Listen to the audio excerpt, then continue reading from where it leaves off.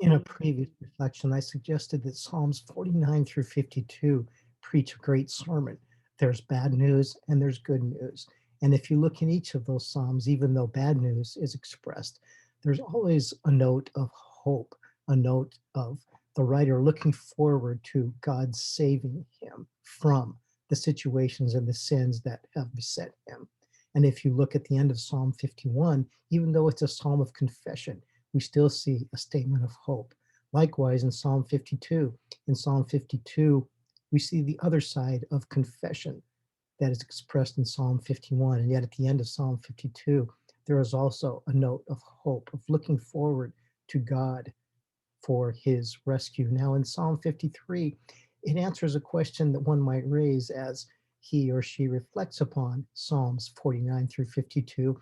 Even prior to that, in many other Psalms, the question might be something like this: since all die, since nobody can save his or her own life, since nobody can buy or pay a ransom to save another's life, since God is the one who will assess all people before him in order to judge how they have responded to him, since all people are accountable to God, since those who are righteous, those who stand with him and who have received and bow to the anointed king, will live forever and reign forever with him. And since those who stand against him will not, why do those who stand against him? And in Psalm 53, we see an answer, if not several answers to those kinds of questions. And as you look at Psalm 53, you might immediately recognize that it's almost a repeat of Psalm 14. I've already offered a reflection on Psalm 14, but let me just add a few thoughts here on Psalm 53.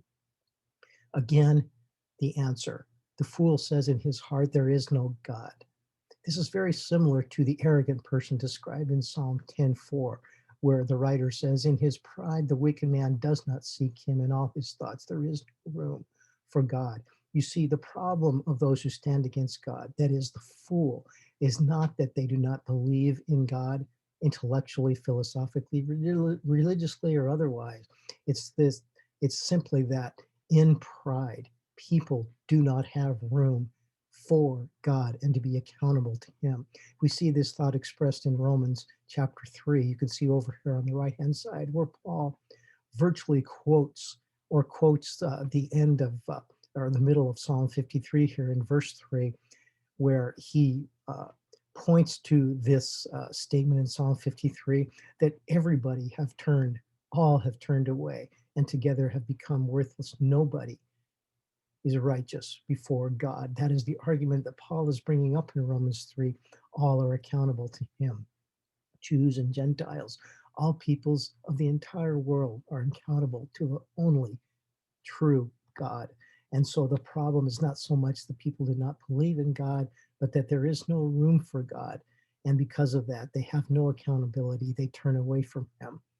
The question raised in verse 4, as we see in Psalm 53, is, don't people really realize how they are responding? Do they not know anything?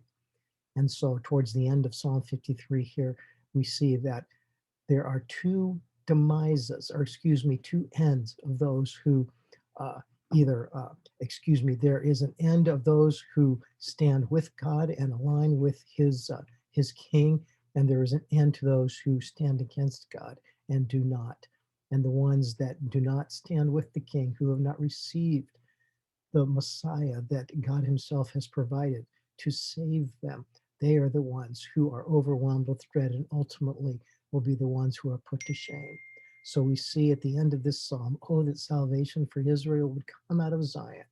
Again, pointing to the great promise of Psalm 2, that God will indeed raise up his king to rule forever, and that those who put their faith in him, who bow to him, to surrender to him, are the ones who will be rescued and whose lives will be restored at the end of time.